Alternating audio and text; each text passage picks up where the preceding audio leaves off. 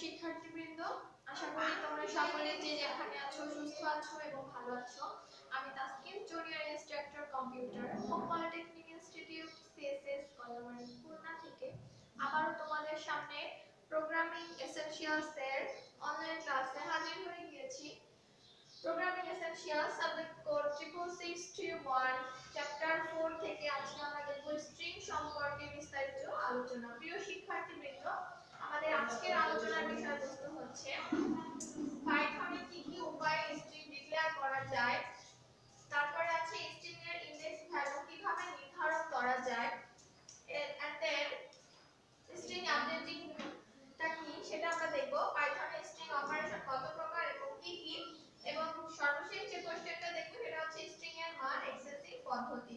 প্রিয় শিক্ষার্থীবৃন্দ, আজকে আমরা এই প্রশ্নগুলোর সলিউশন করব। তো আমরা চলে যাই আমাদের আলোচনায়।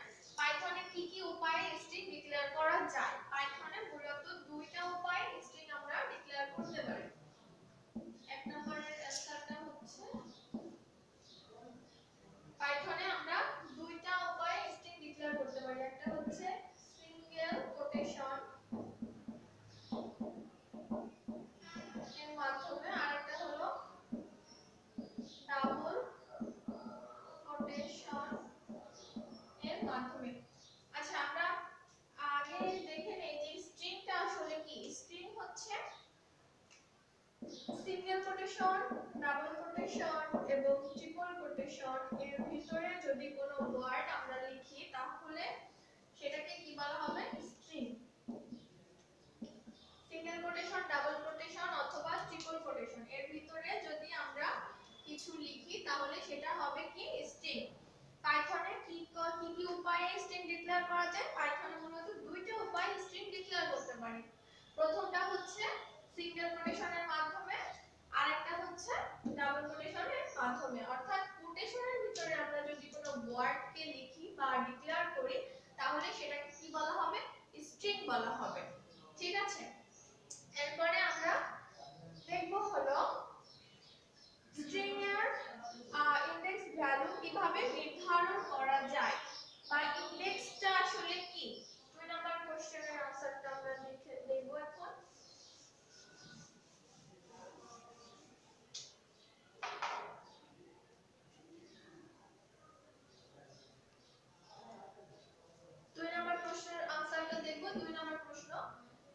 স্ট্রিং এর ইনডেক্স ভ্যালু কিভাবে নির্ধারণ করা যায়? ইনডেক্সিংটা কি? ইনডেক্সিং হচ্ছে 0 থেকে যদি কোনো কিছুকে সাজানো হয়, 0 থেকে 1 2 3 4 এভাবে যদি কোনো কিছুকে আমরা সাজাই, ইনডেক্সিংটা শুরু হয় মূলত 0 থেকে। ঠিক আছে, স্ট্রিং এর ইনডেক্স ভ্যালু কিভাবে নির্ধারণ করতে হয়? ইনডেক্সিংটা শুরু হয় মূলত 0 থেকে। মনে করলাম যে একটা ওয়ার্ড লেখা আছে খুলনা, এখন এটাকে আমাদেরকে ইনডেক্সিং অনুসারে সাজাতে হবে। তাহলে আমাদেরকে কি করতে হবে? যে k ফর 0, 0 থেকে শুরু করলাম, h হচ্ছে 1, u হচ্ছে 2, l হচ্ছে 3, n হলো 4 and a হচ্ছে 5। তাহলে এখানে টোটাল ইনডেক্সিং এর নাম্বার কত হবে? 1 2 3 4 5 6। টোটাল ইনডেক্সিং আছে হচ্ছে, ইনডেক্সিং এর নাম্বার বা ভ্যালু আছে কতটি? 6টি। কিন্তু ইনডেক্সিংটা শুরু করব আমরা কত থেকে? 0 থেকে। কাউন্টিংটা শুরু হবে মূলত কত থেকে? 0 থেকে মূলত কাউন্টিংটা শুরু হবে। ঠিক আছে, আচ্ছা, তাহলে আমরা বুঝতে পারলাম যে স্ট্রিং এর ইনডেক্স ভ্যালুটা কিভাবে নির্ধারণ করতে হয় বা হবে। ঠিক আছে, 0 1 2 3 4, 0 1 2 3 4 5 এভাবে যত থাকবে তত অনুসারে আমাদেরকে সাজাতে হবে। এটা হচ্ছে ইনডেক্সিং। এরপরে আছে হলো string updating. String updating, update বলতে কি বোঝায়? একটা ইনফরমেশনকে যদি আমরা কিছুটা পরিবর্তন করে আরেকটা রূপ দেই তাহলে সেটাকে বলা হবে কি? String updating. মনে করলাম এখানে লেখা ছিল হ্যালো ওয়ার্ল্ড, হ্যালো ওয়ার্ল্ড লেখা ছিল। এখন এই হ্যালো ওয়ার্ল্ডের পরিবর্তে আমরা যদি এই হ্যালোটুকু থাকলো বাট এই ওয়ার্ডের স্থলে আমরা আপডেট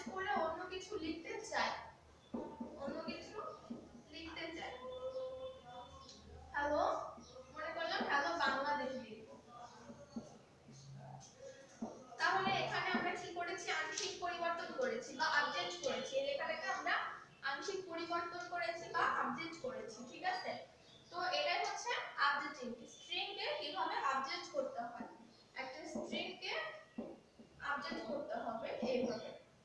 ঠিক আছে, পরিবর্তিত একটা রূপ আমরা দিচ্ছি, কিভাবে দিচ্ছি সেটা হচ্ছে বিষয়। আচ্ছা, এভাবে আমরা স্ট্রিংকে আপডেট করব। এরপরে আছে পাইথনে স্ট্রিং অপারেশন কত প্রকার এবং কি কি। পাইথনে স্ট্রিং অপারেশন মূলত তিন প্রকার। পাইথনে স্ট্রিং অপারেশন কত প্রকার? তিন প্রকার: কনক্যাটেনেশন, রিপিটেশন এবং মেম্বারশিপ। কনক্যাটেনেশন,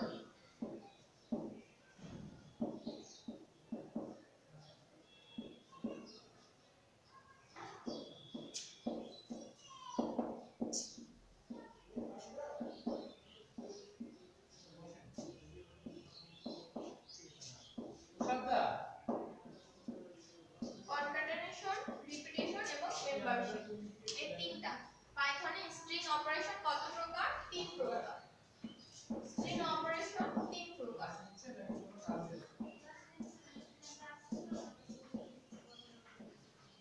তিন প্রকার। পাইথনে স্ট্রিং অপারেশন কত প্রকার? তিন প্রকার। প্রথমটা হচ্ছে কনক্যাটেনেশন অপারেশন,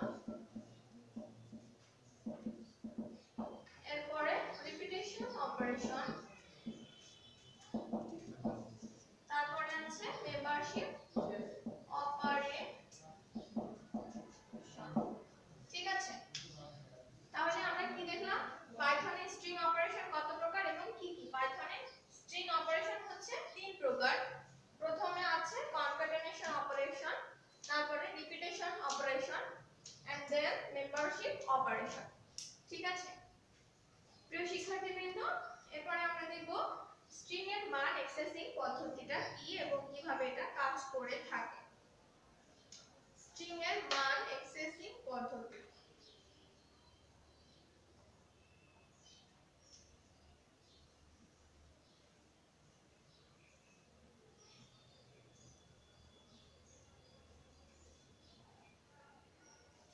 স্ট্রিং এর মান অ্যাক্সেসিং পদ্ধতি তিন প্রকার। 5 নম্বর প্রশ্নের স্ট্রিং এর মান অ্যাক্সেসিং পদ্ধতিটা আমরা দেখব। স্ট্রিং এর মান অ্যাক্সেসিং পদ্ধতি।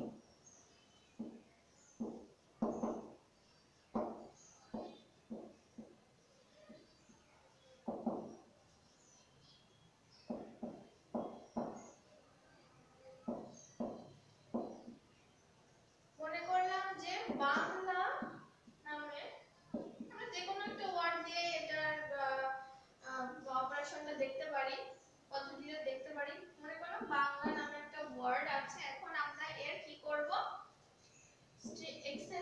এক্সেসিং পদ্ধতিটা আমরা দেখব কিভাবে করতে হয়। আমরা প্রথমেই জানি কি ইন্ডেক্সিংটা হচ্ছে সবথেকে গুরুত্বপূর্ণ একটা বিষয় এক্সেসিং এর ক্ষেত্রে।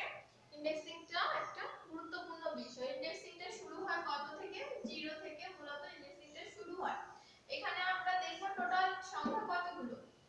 1 2 3 4 5 6। তাহলে টোটাল ইন্ডেক্সিং হবে কতটি? 6টি, কিন্তু এর কাউন্টিং শুরু হবে 0 থেকে। 0 থেকে কত পর্যন্ত যাবে? 5 পর্যন্ত। এই যে 0 1 2 3 4 5। ঠিক আছে, 0 থেকে 5 পর্যন্ত কাউন্টিং করলে টোটাল কতগুলো হয়? 6টি। ঠিক আছে, এখন আমরা এই ভ্যালু অ্যাক্সেস করার পদ্ধতিটা দেখব।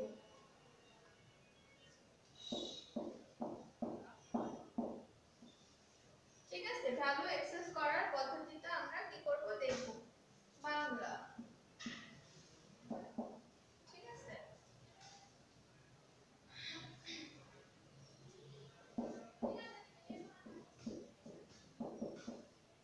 0 0তে কত আছে? আমরা যদি 0 নম্বর ইন্ডেক্সের ঘর কল করি তখন আমাদের কি আসবে? আমাদের বি লেখাটা চলে আসবে। ঠিক আছে, এই যে আমরা 0 নামে যে ইন্ডেক্সিং এর ঘরটা ছিল সেখানে কি ছিল? বি ছিল। তারপরে বি এর পরে বি হয়ে গেল। এরপরে আমরা কি করব?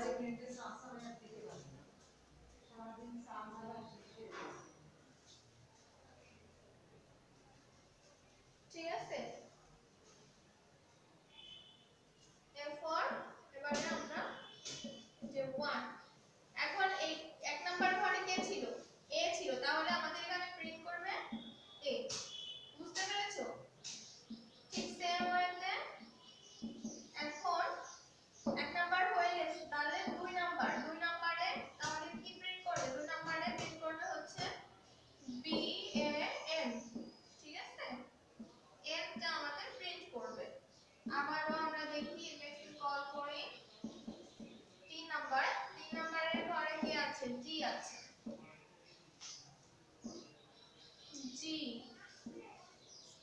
কত আছে জি। আচ্ছা আমি পাশে লিখছি জি হয়ে গেল। এটা ছিল 3 নাম্বার ইনডেক্সে, 3 নাম্বার ইনডেক্সিং এর ঘরে ছিল জি, এরপরে হলো এল, তাই না? তাহলে এ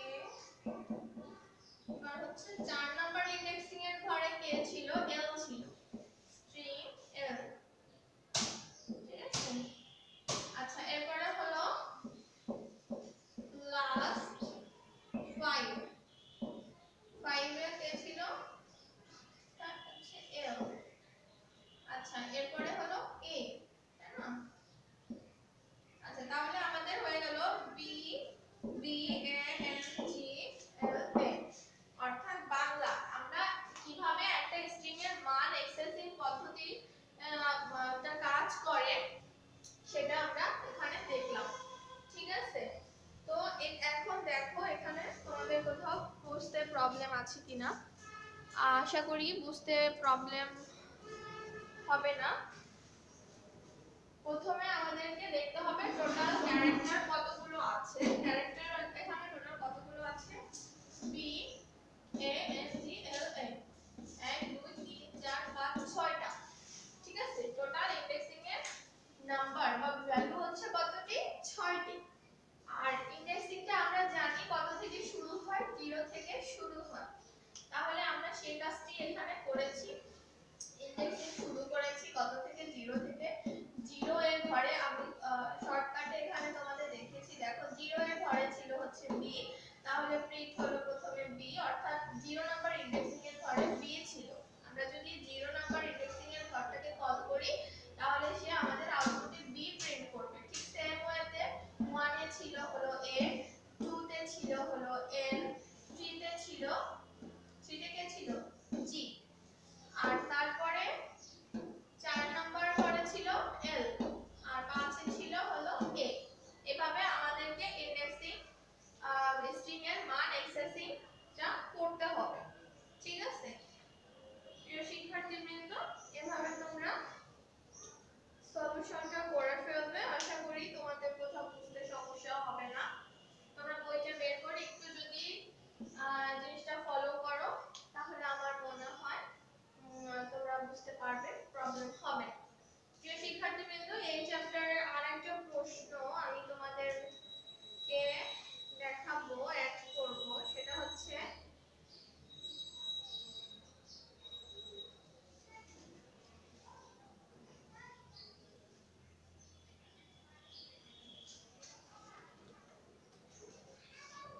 পাইথনে স্টেট ক্যারেক্টার এবং তাদের ব্যবহার। পাইথনে এটা মুছে দিচ্ছি।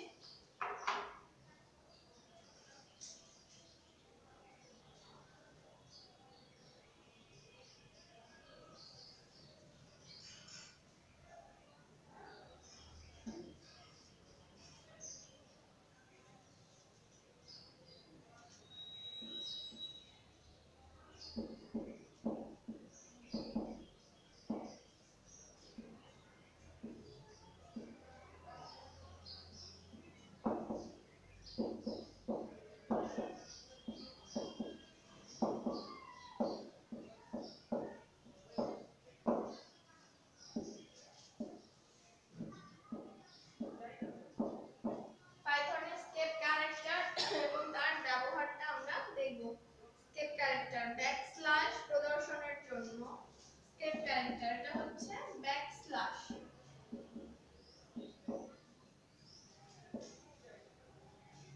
ব্যাকস্ল্যাশ প্রদর্শনের জন্য ব্যবহার করা হবে ব্যাকস্ল্যাশ।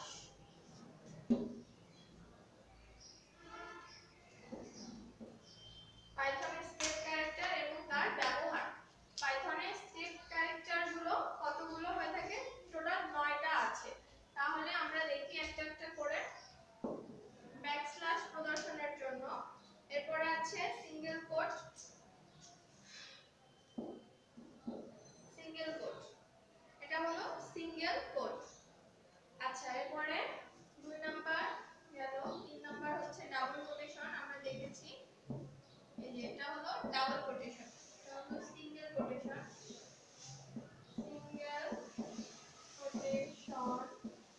কোটেশনের ভিতরে আমরা যে ওয়ার্ডটা লিখবো সেটাই হয়ে যাবে স্ট্রিং, ঠিক আছে।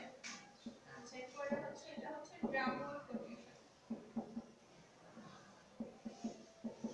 প্রথমে দেখলাম কি ব্যাকস্ল্যাশ প্রদর্শনের জন্য এই ক্যারেক্টার, তারপরে সিঙ্গেল কোটেশন, দেন ডাবল কোটেশন।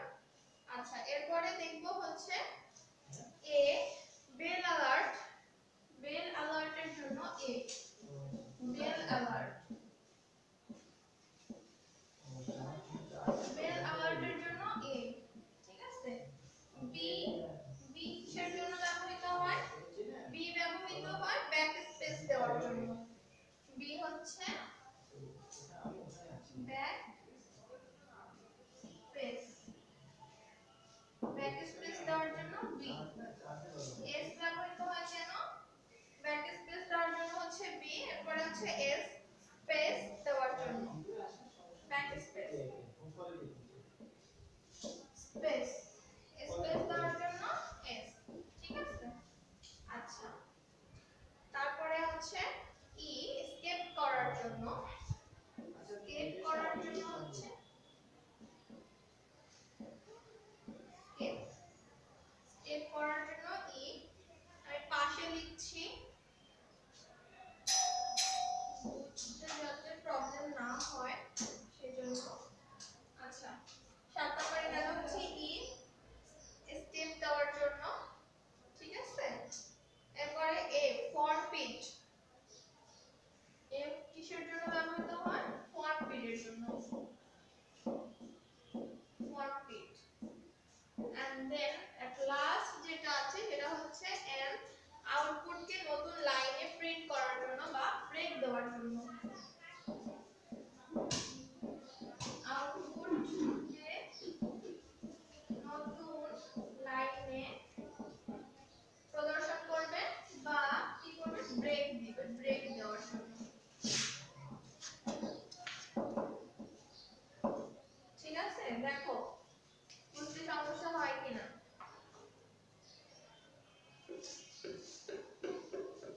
আউটপুটকে নতুন লাইনে প্রদর্শনের জন্য বা ব্রেক দেওয়ার জন্য। প্রিয় শিক্ষার্থীবৃন্দ এই প্রশ্নটা তোমাদের বিষয়বস্তুর এখানে অ্যাড করা হয়নি, তোমরা একটু অ্যাড করে দিবে পাইথনে স্কেপ ক্যারেক্টার এবং তার ব্যবহার।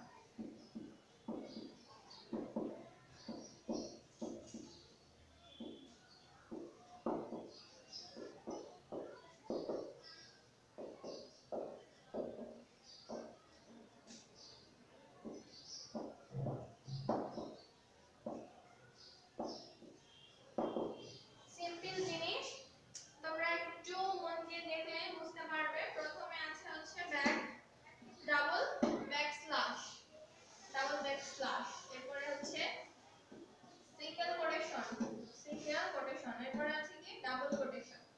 এ কেন ব্যবহার করা হয়? বেল অ্যালার্টের জন্য, বেল অ্যালার্টের জন্য এ। বি কেন ব্যবহার করা হয়? ব্যাক স্পেস, ব্যাক স্পেসের জন্য বি। এস কেন ব্যবহার করা হয়? স্পেস দেওয়ার জন্য, স্পেস দেওয়ার জন্য এস। ই কেন ব্যবহার করা হবে? স্পেস দেওয়ার জন্য, সরি স্কেপ দেওয়ার জন্য। ই হচ্ছে স্কেপ দেওয়ার জন্য। এরপরে হচ্ছে এফ, এফ কেন? ফন্ট পিড, ফন্ট পিডের জন্য এফ। এম কেন? আউটপুটকে নতুন লাইনে প্রদর্শন করবে আর আরেকটা কাজ করবে কি, মানে আউটপুটকে নতুন লাইনে প্রেজেন্ট করতে পারে, আরেকটা হচ্ছে ব্রেক দেওয়ার জন্য এর ব্যবহার হতে পারে, ঠিক আছে। প্রিয় শিক্ষার্থীবৃন্দ আশা করি এই প্রশ্নগুলো যদি তোমরা ঠিকঠাকভাবে দেখো, সবথেকে ইম্পর্টেন্ট হচ্ছে এখানে স্ট্রিং এর মান এক্সেসিভ পদ্ধতি, ভেরি ভেরি ইম্পর্টেন্ট প্রশ্ন এটা। আর বাকি প্রশ্নগুলো তোমরা অবশ্যই দেখবে, আশা করি কোথাও বুঝতে প্রবলেম হবে না, ঠিক আছে। তারপরে যদি প্রবলেম ফেস করো আমাকে জানাবে, আমি তোমাদের প্রবলেম সলিউশন করে দেওয়ার চেষ্টা করব, ঠিক আছে। তো প্রোগ্রামিং এসেনশিয়ালস চ্যাপ্টার 4 হিস্ট্রি সম্পর্কে আজকে আলোচনা করলাম। আজকের আলোচনার বিষয়বস্তু এতটুকুই ছিল, ঠিক আছে। যদি প্রবলেম ফেস করো অবশ্যই আমাকে জানিও। এই প্রত্যাশা রেখে তোমাদের সুস্বাস্থ্য কামনা করে আজকের ক্লাস এখানেই সমাপ্ত করছি। তোমরা যে যেখানে আছো সকলে সুস্থ থাকো এবং ভালো থাকো, এবং সামনে যেহেতু তোমাদের পরবর্তী পরীক্ষা, তো তোমরা সেভাবে প্রিপারেশন নাও যাতে খুব ভালোভাবে কোশ্চেন এর আনসারগুলো সলভ